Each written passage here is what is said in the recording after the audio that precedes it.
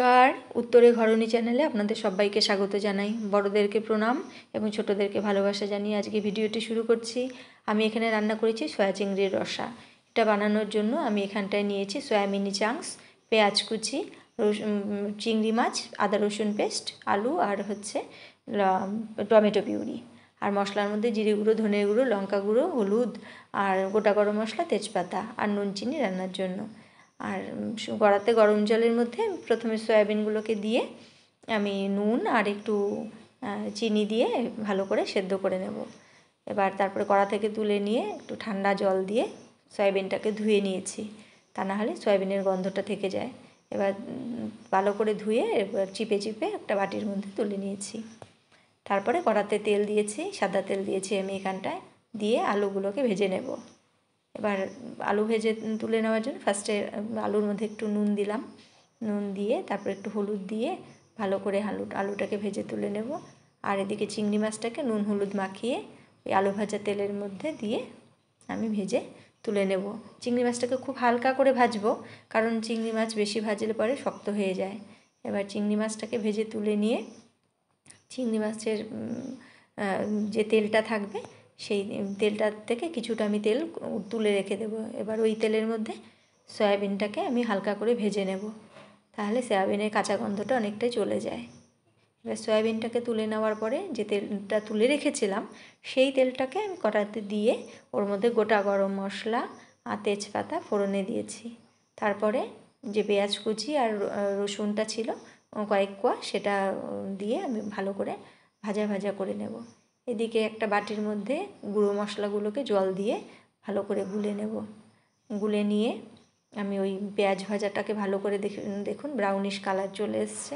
এবার ওর মধ্যে আমি পেঁয়াজ আর রসুনের যে গ্রেট করে রেখেছিলাম সেই পেঁয়াজ রসুন গ্রেট করা আর টমেটোর যে পিউরি করে রেখেছিলাম সেই টমেটো পিউরিটাকে আমি দিয়ে ভালো করে কষবো।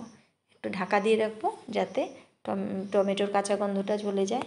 এবার দেখুন অনেকটাই জল শুকিয়ে ভাজা ভাজা হয়ে এসছে। এবার যে মশলাটাকে গুলে রেখেছিলাম সেই গোলা মশলাটাকে আমি পেঁয়াজের মধ্যে দিয়ে দিলাম। এবার একটু বাটি ধোয়া জলও দিয়ে দিলাম যাতে মশলাটা আরও একটু ভালো করে কষা হয়। এবার ভালো করে কষার জন্য একটু নুন আর একটু চিনিটা দিয়ে দেব, দিয়ে খুব সুন্দর করে নেড়ে নেড়ে কষবো। আস্তে আস্তে যতক্ষণ না কষবো যতক্ষণ তেলটা না ছেড়ে যায়। এবার ভেজে রাখা আলুটাকে আমি ওই মশলার মধ্যে দিয়ে দেব, দিয়ে নাড়াচাড়া করে একটু গরম জল দিয়ে দিলাম, বাটিতে করে রেখেছি আমি গরম জলটা, দিয়ে নেড়ে চেড়ে আমি সয়াবিনগুলোকে দিয়ে দিয়েছি। এবার সয়াবিন আলু আর মশলাটাকে খুব সুন্দর করে ভালো করে কষবো। ভালো করে কষলে মশলাটার থেকে কাঁচা গন্ধটাও চলে যায় আর সয়াবিনের মধ্যে ওই মশলাটা খুব সুন্দর করে ঢুকে যায়। এবার আমি গরম জল করে রেখেছি সেই গরম জলটা এর মধ্যে দিয়ে দিলাম। এবার ফুটে উঠবে যতক্ষণ না ততক্ষণ আমি ঢাকাটা দিয়ে রেখেছিলাম। এবার ঢাকনাটা খুলে আমি এর মধ্যে চিংড়ি মাছ ভাজাটাকে দিয়ে দেব। চিংড়ি মাছ ভাজাটা দিয়ে সুন্দর করে নেড়ে চেড়ে এর মধ্যে গুঁড়ো গরম মশলাটা আর কাঁচা লঙ্কা দিয়ে দিয়েছি। দিয়ে গরম মশলাটা আমি বাড়িতেই তৈরি করি। এবার দেখুন ফুটে উঠেছে, আমি ঢাকা দিয়ে রেখে দেবো, দিয়ে গ্যাসটাকে অফ করে দেবো 5 মিনিটের জন্য স্ট্যান্ডিং টাইম দিয়ে।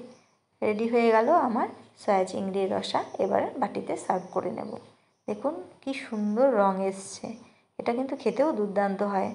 সমস্ত সয়াবিনের মধ্যে চিংড়ি মাছের স্মেলটা চলে যায়। একবার নিশ্চয়ই বাড়িতে রান্না করে খেয়ে দেখবেন।